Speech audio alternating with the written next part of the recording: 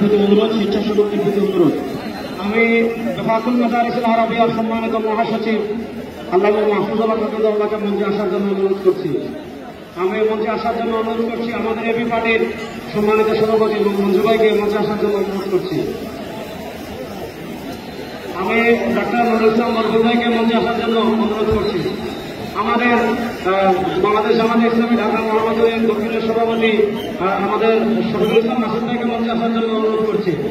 আমাদের ইসলামী আন্দোলনের যুগ্ম মহাসচিব মাওলানা গাজী আসার রহমান হাফিজাহুল্লাহকে মঞ্চে আসার জন্য অনুরোধ করছি।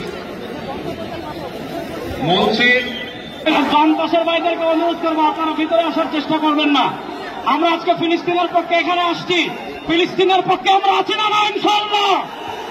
গাজার মুসলমানের পক্ষে আমরা আছি না না ইনশাআল্লাহ? এই যে আমার প্রিয় যুবক ভাইয়েরা, এই যে free free Palestine, free free Palestine. জনগণের পাশে দাঁড়াতে আজকের এই সমাবেশ কেবল প্রতিবাদ নয়, এটি ইতিহাসের সামনে দেওয়া আমাদের জোড়া একটি অঙ্গীকার।